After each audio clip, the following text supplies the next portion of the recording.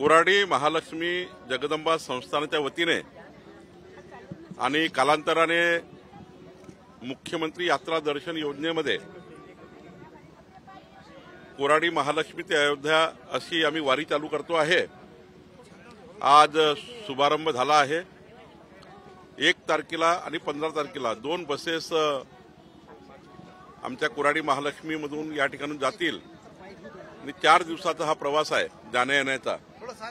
आम्ही या ठिकाणी कोराडी महालक्ष्मी आणि मुख्यमंत्री तीर्थदर्शन योजनेमध्ये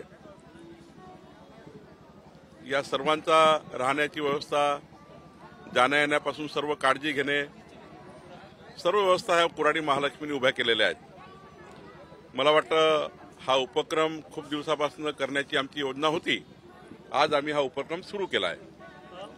सातत्याने महिन्यामध्ये कसे काय 1 तारखेला 55 महिलांचा एक आज ही ट्रिप निघाली आहे, ही वारी निघाली आहे आणि 15 तारखेला पुन्हा दुसरी वारी जाईल। म्हणजे दोनदा हा महिन्यात 2 बसेस आणि 100 आमच्या लाडक्या बहिणी या वारीमध्ये अयोध्या दर्शन करणार आहे। आणि हा उपक्रमाची खूप मागणी होती आमच्या लाडक्या बहिणींची। आपण त्यांनाही विचारू शकता की त्यांना किती आनंद आहे अयोध्येला जाण्याचा। भगवान प्रभू रामचंद्राचं दर्शन, साक्षात दर्शन घेण्याचा भक्तांचा त्या ठिकाणी आग्रह होता आणि म्हणून आम्ही ही योजना सुरू केली आहे।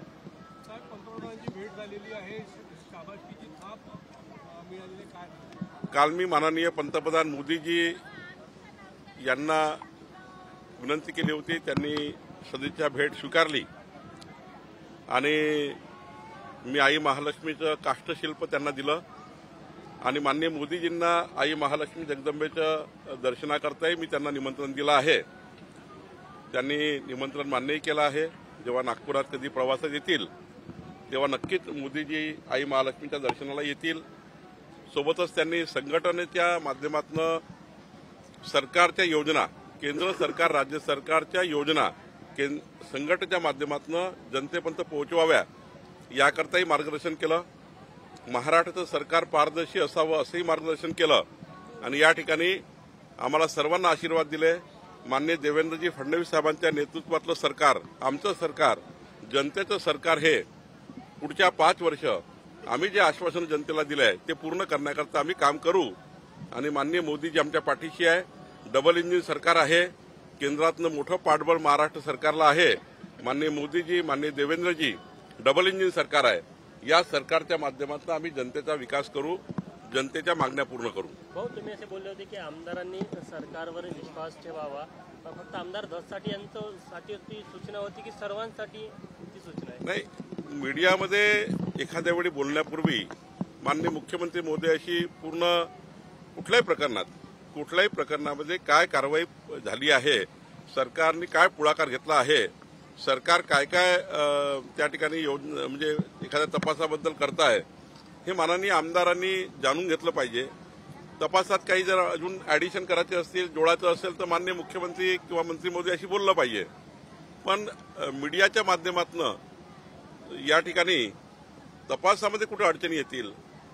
शेवटी एखादा जेव्हा आपण मीडियामध्ये बोलतो तेव्हा तपास यंत्रणेलाही मोठं दडपण असतं की तपासाला डायव्हर्शन मिळतं, तपासामध्ये अनेक अडचणी तयार होतात आणि त्यामुळे मीडियामध्ये बोलण्यापूर्वी माननीय मुख्यमंत्री आणि सरकारशी बोलून घेतलं तर मला वाटतं यातून चांगले मार्ग निघू शकतात, आपल्याला योग्य तपासही होऊ शकतं आणि ज्यांच्यावर अन्याय झाला त्यांना न्याय मिळू शकतो। वाल्मिक कराड यांना पोलीस अटक करू शकली नाही, शेवटी ते शरण आले, त्यामुळे पोलिसांवर प्रश्नचिन्ह उपस्थित केलं जातं। असं आहे, एखादा आरोपी जर शरण येत असेल त्यामध्ये खऱ्या अर्थाने तपासामध्ये पूर्ण त्या ठिकाणी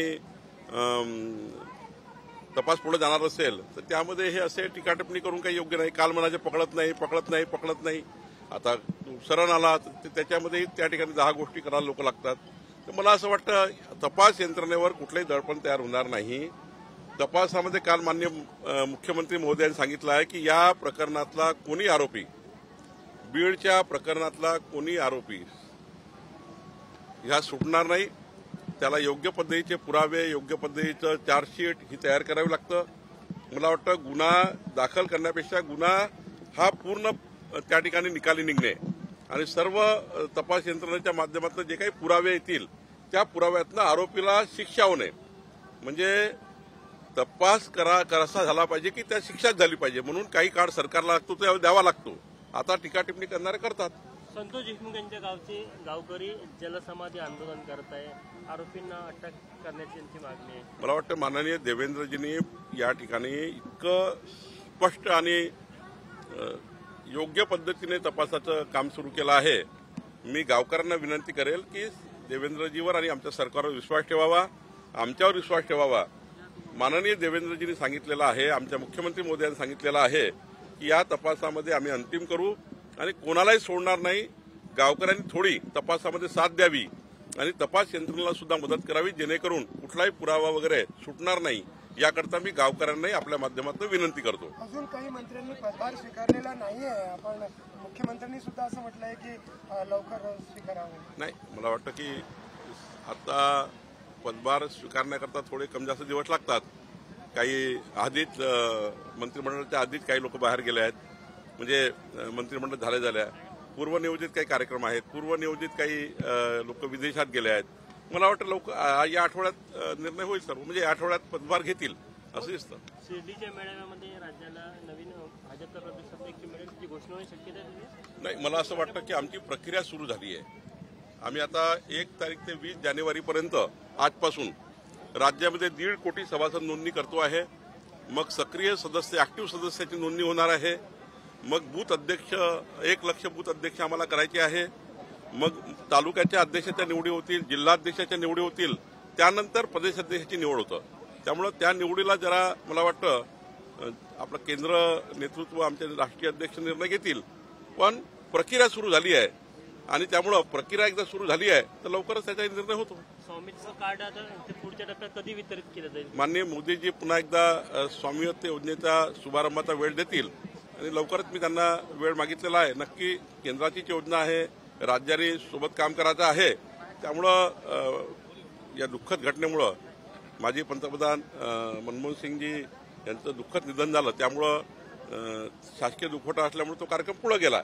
लवकरच तो कार्यक्रम होईल. जळगावमधल्या परळीमध्ये 2 गटामध्ये राडा झालेला आहे.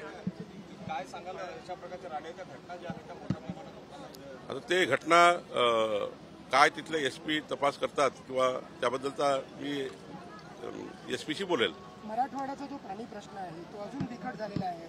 जर जायकवाडीमध्ये 58% जलसाठा असेल तर नाशिक आणि नगरमधून पाणी सुटणार नाही असा निर्णय झालेला आहे. नाही, मला एकदा निर्णय तपासावा लागेल. आपण सांगतो त्याप्रमाणे मला निर्णयाची पूर्ण माहिती घ्यावी, नंतर त्याच्यात बोलता येईल. सर, अजित पवारांच्या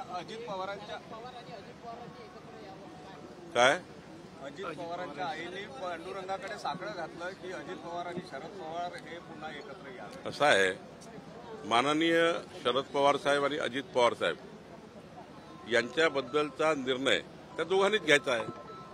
भारतीय जनता पार्टीकडून ना असण्याचं काही कारण नाही आहे.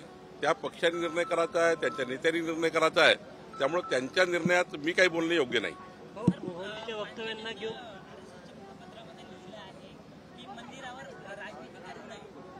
कोणी कोण करताय? मोहनजीच्या वक्तव्यांना घेऊन संघ परिवारामध्ये थोडंसं मतमतांतरण नाही, मला तपासून बघावं लागेल पूर्ण काय आला आहे, काय बोललं गेलं आहे. जरा याच्यावर पांचजन्यांनी समर्थन नाही, केलेलं मला बघावं लागेल काय याच्यात बोलण्यापूर्वी.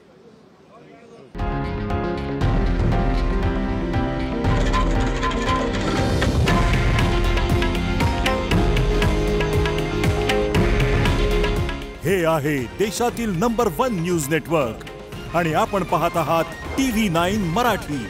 काळजी तुमची, हित महाराष्ट्राचं.